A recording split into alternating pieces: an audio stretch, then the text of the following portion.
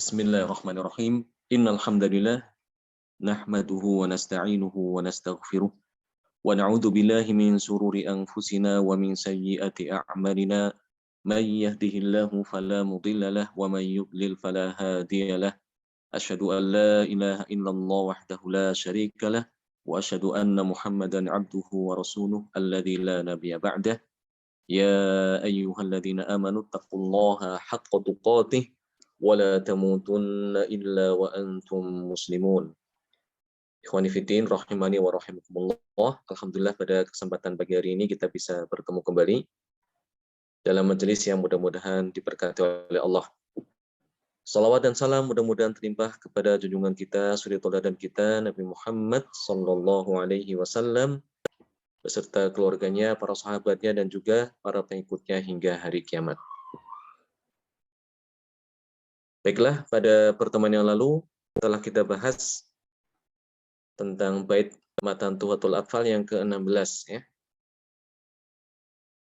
Di mana pada pembahasan terakhir itu bait tersebut membahas tentang hukum nun sukun dan tanwin ya.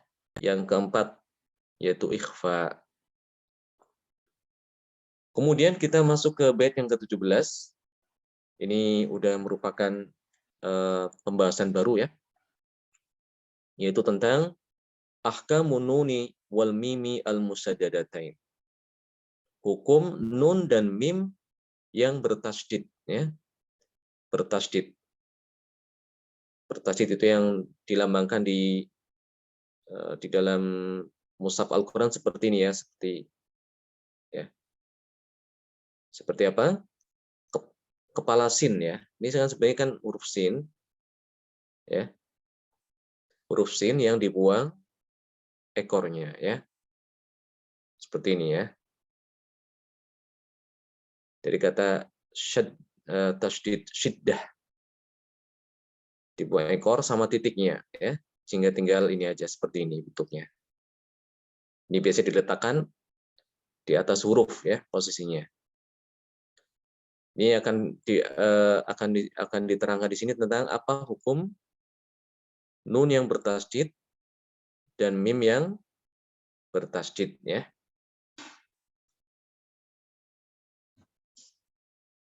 Ya.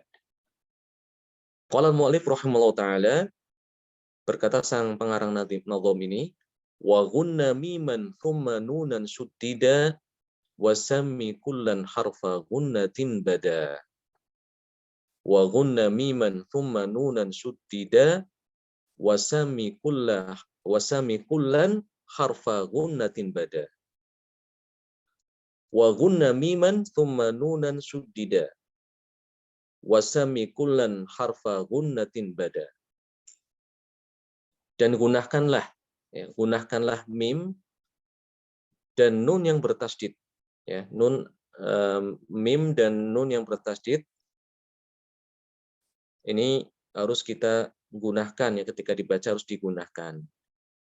Apa itu guna? Nanti akan diterangkan guna itu apa ya. Ya, guna kalau kita terjemahkan itu didengungkan ya. Didengungkan. Maksudnya di sini adalah sempurnakan guna. Sempurnakan guna pada mim dan nun apabila keduanya bertasydid. Jadi ditahan, jangan terburu-buru. Ya. Jangan terburu-buru ketika mengucapkan nun dan mim yang bertasydid, tapi ditahan gunahnya. Ditahan suara dari hidung. Ya. Guna itu suara dari hidung.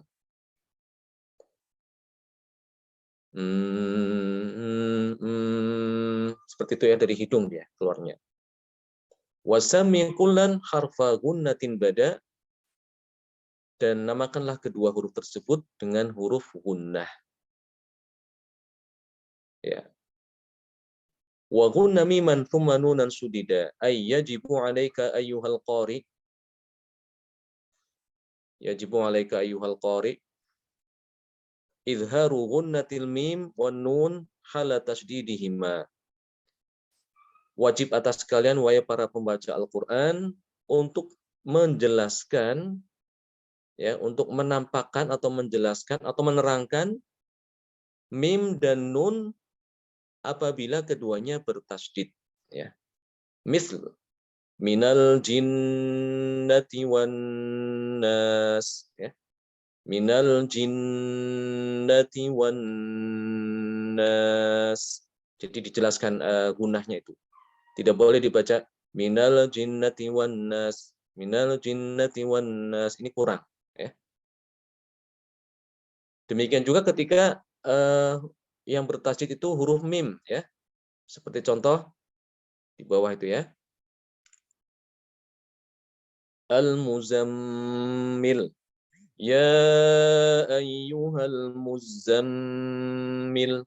Al-muzammil, ya. Itu mimnya ditahan gunanya. Jangan terburu-buru, ya, diucapkan. Kemudian setiap kata summa, ya. Summa kalla, ya. Demikian juga pada lafaz lamma, ya. Lamma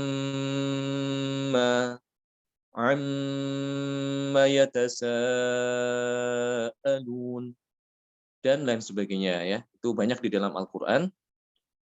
Jadi hendaknya berhati-hati ketika mengucapkan nun ataupun mim yang bertasydid, ya. Jangan sampai kita terburu-buru, ya, meninggalkan gunnah. Wa minal jadiri bidzikri anna sifatal gunnah mawjudatun fin nuni wal mim as-sakinataini wal musaddadataini illa annahuma fil musaddadataini azharu wa awdah.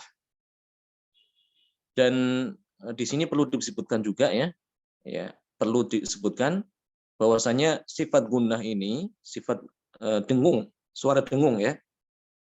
Suara dengung dari mim dan nun ini selalu ada, ya, pada nun maupun mim.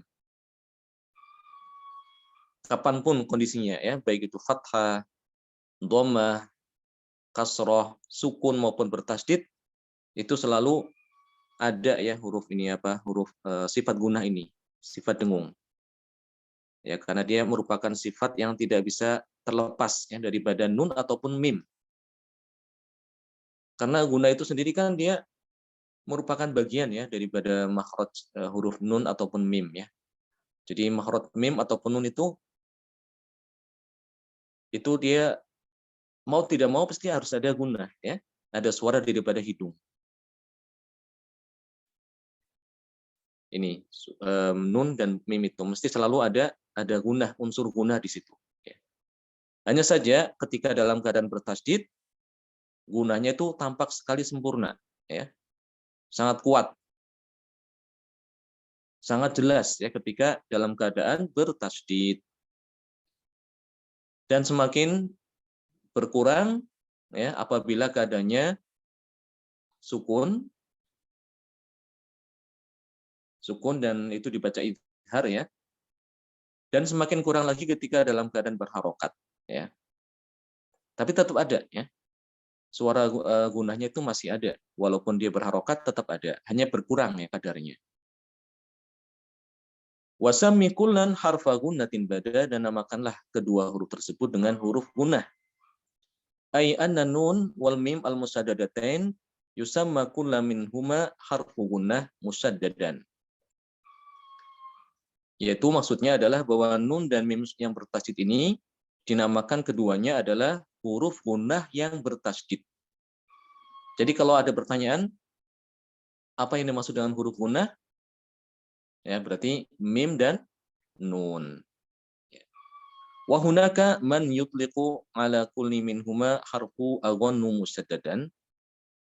Dan ada juga yang menyebutkan bahwa keduanya itu disebut dengan huruf gunnah yang bertasydid. Wa qauluhu bada, kata bada di dalam bait ini, ya, di bait terakhir, itu artinya adalah tampak. Tampak, ya, muncul. Dan ini disebutkan sebagai ini aja, sebagai pelengkap pantun, ya, pelengkap bait. Wa sammi kullan harfa gunnatin bada, sebagai pelengkap saja. Mulahadhah tu'raful gunnah tu'raful gunnatu bi annaha hiya sautu aghannu au aron dzu ronin murakabun fi jismai an-nun wal mim yakhruju minal khayshum a'lal anfi wal aqsahu minad dakhil la amalu lisani fi la amalu lisani fi wa miqdaruha harakatani faqat. Ini ada keterangan ya arti gunah ya di sini. Gunah itu adalah suara ya, suara nyaring dan merdu yang keluar ya, yang keluar dari huruf nun dan huruf mim ya ketika diucapkan. Dan suara tersebut keluar daripada rongga hidung. Rongga hidung bagian atas ya. Ya, jadi rongga hidung itu dia juga termasuk di antara organ pengucapan ya, yang kalau kita pelajari makhraj huruf itu kan ada al-khayshum ya, rongga hidung. Karena keluar daripada rongga hidung itu huruf juga, yaitu huruf gunnah. Huruf mim dan nun itu keluar daripada al-khayshum. Dikatakan di sini la amalu lisanu fi. Jadi tidak ada lidah itu bekerja ya. Ketika kita menggunakan, kita mengucapkan suara mim dan nun yang mengandung gunnah ini, maka lidah kita itu istirahat ya.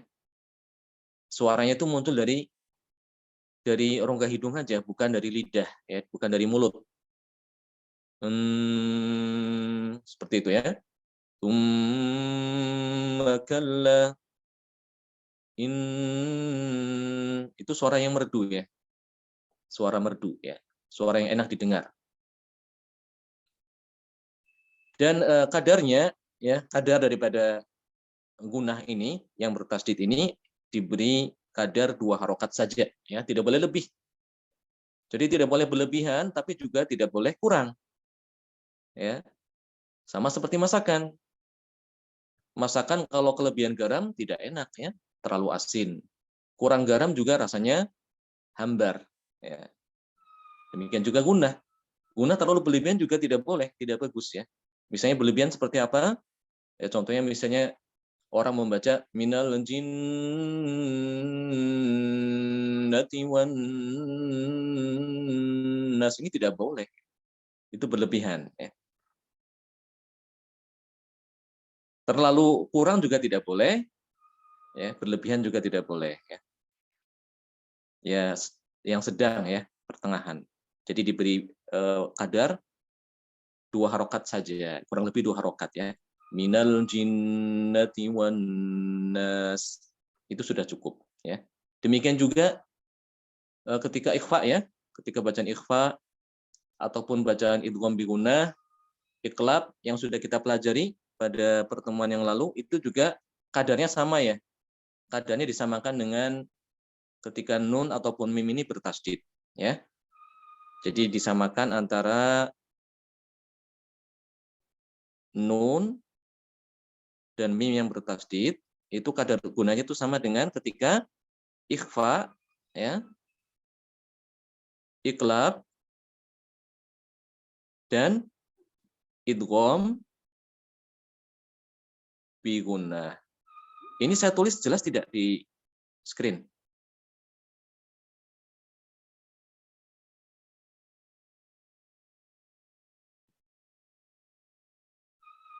Ya, ini kadarnya sama ya.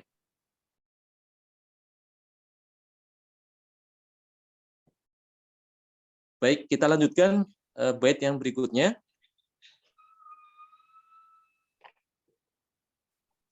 Yaitu tentang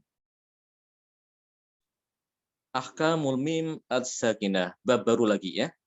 Tentang bab baru lagi, yaitu tentang hukum mim sukun. Hukum-hukum mim sukun. Kalau sebelumnya kan nun ya. Nun sukun dan tanwin. Kalau ini hukum-hukum mim sukun. Kenapa Anda pakai tanwin? Kenapa bukan hukum mim sukun dan tanwin? Ada yang bisa menjelaskan? Kalau sebelumnya kan nun sukun ya.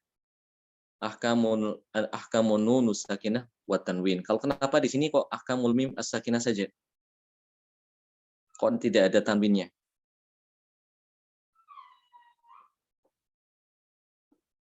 Ada yang jelaskan? Kenapa? Belum tahu tuh.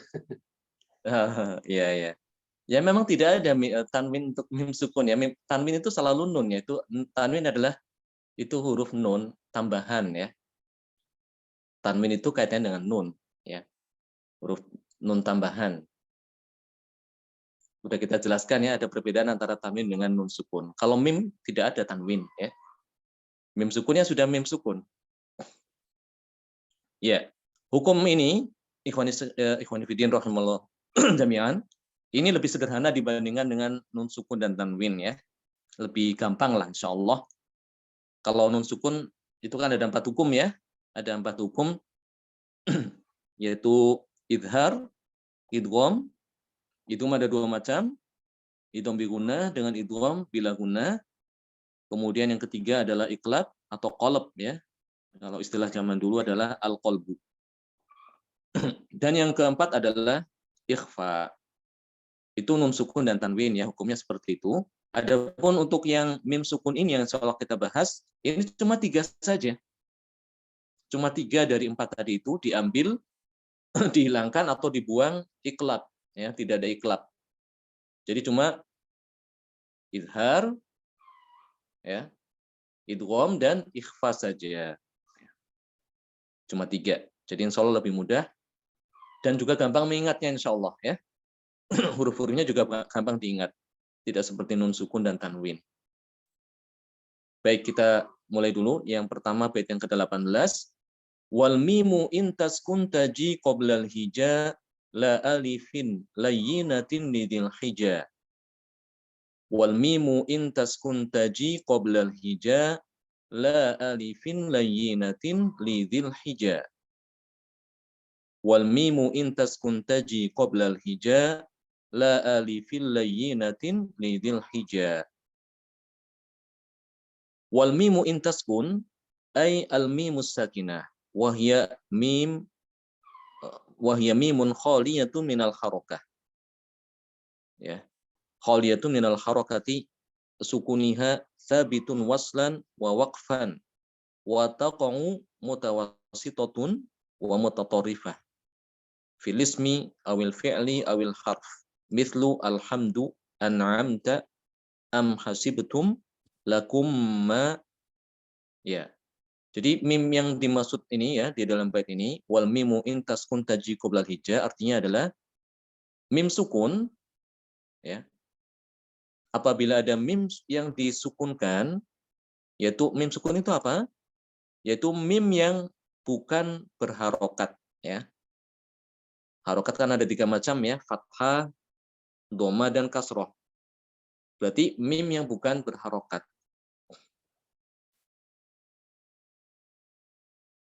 Sabitun waslan wa waqfan. Dan ini dibaca ketika dia disambung dengan huruf setelahnya, ataupun dibaca waqaf juga ya, berhenti di situ, itu tetap ada ya. Ini berbeda dengan tanwin ya. Kalau tanwin itu kan hanya ada ketika disambung ya. Tanwin itu dia diucapkan ketika disambung. Aliman hakima, aliman hakima. Itu dia ada ketika disambung. Aliman hakima, aliman itu kan ada tanwin ya. Aliman, kata aliman. Tapi dia kalau berhenti bukan aliman, tapi alima. Itu artinya kalau tanwin dia hanya ada ketika disambung. Tapi kalau mim sukun itu tetap ada ya. Baik dia disambung, diwasolkan dengan kata setelahnya, atau kemudian dibaca waqaf di situ, dia tetap ada mim sukun ini. Ya. Dicontohkan nanti di situ ya. Ya. Am hasibtum ya. Am hasibtum. Di sini dia disambung. Am dengan hasibtum disambung diwasolkan. Jadi tetap diucapkan am hasibtum. Kalau kita berhenti pada am boleh enggak? Ya boleh. Mimnya tetap ada. Am, suara mimnya tetap ada. Ya itu maksud daripada jadi mim sukun itu tetap ada walaupun dia diwasolkan ataupun diwaqafkan. Dan ini mim ini bisa terjadi, ya, bisa terdapat atau terjadi pada pertengahan kata, ya, seperti kata an'amta, ya, mimnya itu kan ada di tengah. An'amta, mim sukunnya ada di tengah. An'amta. Dan bisa juga di ujung kata, seperti lakum. Lakum itu kan di akhir kata, ya, lakum. Seperti itu, ya. Dia bisa masuk juga, ya, mim sukun ini. Jadi dia bisa berada pada tengah kata maupun di akhir kata.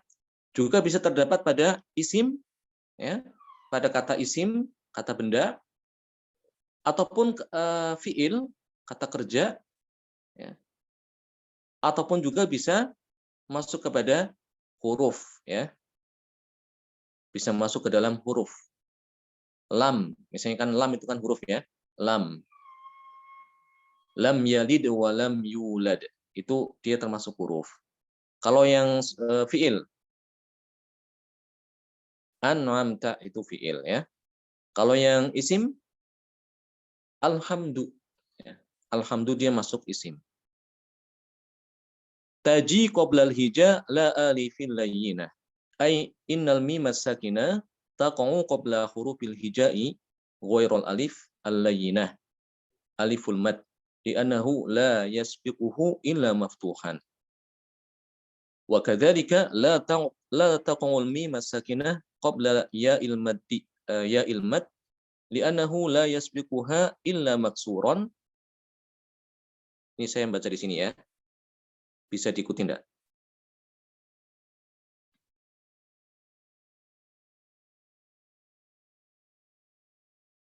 Ya. Wala taqa'u qabla wawil mad li'annahu la yasbiquha illa matmuman. Wa ma'na dzalika la yumkinu an taqa'al mim as-sakinati qabla ahadi hurufil mad tsalatsah. Jadi arti daripada taji qoblal hija la alifil layyinah, artinya bahwasanya mim sukun ini apabila, ya, apabila datang sebelum huruf hijaiyah ada berapa semuanya? Huruf hijaiyah. Alif, ba, ta, sa, jim. 28. 28, ya. 28 tanpa alif, ya. Ya. Kalau dengan alif berarti 29 dengan alif, ya. Baik, di sini dikatakan apabila mim sukun ini datang sebelum huruf hijaiyah yang 28 atau 29, la alifil layyinatin, selain alif. Jadi alif tidak dimasukkan. Dan itu tidak mungkin terjadi di sini dikatakan, ya. Tidak mungkin ada mim sukun. Jadi tidak mungkin ada mim sukun setelahnya ada alif, itu tidak mungkin, ya. Ada mim sukun setelahnya alif, itu tidak mungkin terjadi ini, ya. Cari di dalam Al-Qur'an pasti tidak akan ketemu, ya. Tidak akan ketemu ada mim sukun setelahnya ada alif. Ya, karena tidak mungkin, sebab alif itu datang, ya, sebelumnya pasti harus berharokat fathah, ya. Seperti qola, ya, ini kan alif. Mesti di sini qafnya itu fathah, ya. Harusnya harokatnya sebelum harokat alif itu mesti harus fathah. Ya, tidak boleh sukun ataupun tidak boleh dhammah maupun kasroh, harus fathah. Ya. Demikian juga mim sukun itu, ya, tidak akan datang setelahnya itu huruf waw sukun ataupun ya sukun. Ya. Nah, jadi tidak akan dijumpai nanti ada huruf mim sukun, setelahnya kok ada wawu sukun, ya, atau ya sukun. Ini tidak akan terjadi ini, ya. Ya, ataupun alif tadi, ya. Ini tidak akan terjadi. Intinya ini kan alif, wawu sukun dan ya sukun itu kan huruf mad, ya. Jadi setelah mim sukun itu tidak mungkin akan datang setelahnya huruf mad. Itu maksud daripada bait tadi itu ya. Wal mimu intas kun taji qoblal hija la alifil layinatin lidil hija. Lidil hija itu artinya untuk orang yang memiliki akal ya. Aili sahibil aqli wal fatonah, itu orang yang memiliki akal dan kecerdasan. Wa dzakaraha al-muallif takmilatul lil bait. Jadi sebagai penyempurna bait saja. Disebutkan lidil hija. Ya. Ini bait yang ke-18 ya, itu artinya apabila ada mim yang sukun datang sebelumnya huruf hijaiyah selain daripada alif, alif maddiyah dan juga teman-temannya ya. Teman-temannya alif berarti kayak wawu sukun sebelumnya dhamma dan ya sukun sebelumnya kasroh. Lidil hija bagi orang yang berakal. Ini masih ada kelanjutan baitnya. Ahkamuha salasatun liman dhabat ikhfa'u nidghamun wa izharun faqat. Ya. Ahkamuha salasatun liman dhabat ikhfa'u nidghamun wa izharun faqat. Maka hukumnya, ya, ini masih ada kelanjutan dari bait yang ke-18 ya. Ahkamuha salasatun liman dhabat. Ai inna ahkamal mim as-sakinati salasatun faqat. Ya. Jadi huruf hukum mim sukun ini apabila datang setelahnya huruf hijaiyah selain daripada huruf mad itu cuma 3 saja ya. Hanya 3 saja. Apa saja? Ikhfa'u nidghamun wa izharun faqat. Yaitu ikhfa, idgham dan izhar saja. Tidak ada yang keempat. Ya. Cuma 3. Ahkamuha salasatun liman dhabat ikhfa'u nidghamun wa izharun faqat. Ya. Liman dhabat artinya liman hafidha wa atqana. Bagi orang yang menghafal dan kuat ya dalam menghafal, ya, menyempurnakan dalam hafalan yang sempurna. Itu hukumnya adalah cuma 3 saja ya untuk mim sukun. Apabila datang setelahnya huruf hijaiyah selain alif maddiyah, maksudnya selain huruf mad, maka cuma 3 saja hukumnya, yaitu ikhfa, idgham dan izhar saja ya. Sampai sini mudah-mudahan bisa dipahami ya. Insyaallah ini gampang ya. Baik, mungkin ini aja dulu bait yang kita bahas pada pertemuan hari ini sampai 19 ya. Insyaallah kita akan masuk ke hukum mim sukun yang pertama, itu akan kita pelajari pada pertemuan yang akan datang ya, besok insyaallah. Mulai dari hukum yang pertama yaitu tentang ikhfa ya. Ikhfa dulu. Karena hurufnya cuma 1 ya, huruf ikhfa itu. Yaitu ketika mim sukun ketemu dengan ba ya. Jadi subhanallah ini sengaja ya diatur demikian oleh penulis matan ini agar memudahkan kita sebagai pembacanya untuk bisa memahami hukum ini. Dimulai dari yang mudah dulu. Ya, karena itu disebut ikhfa dulu. Ketika kita membahas nun sukun dan tanwin itu kan ikhfa kan di bagian terakhir ya. Ya enggak? Hukum yang keempat kan ya. Karena hurufnya paling banyak ya. Ada berapa yang masih ingat huruf ikhfa pada nun sukun atau tanwin? Apakah ada yang sudah hafal?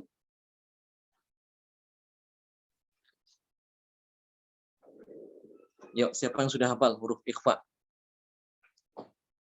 Dengan menyebut matan Tuhfatul Atfalnya.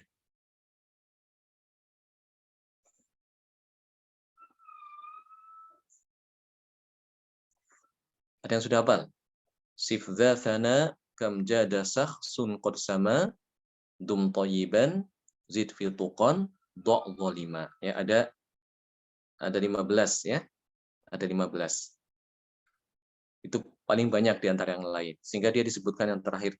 Namun ketika kita membahas daripada hukum mim sukun ini, ikhfanya itu bukan di bagian terakhir tapi malah diawalkan. Sebabnya cuma kenapa?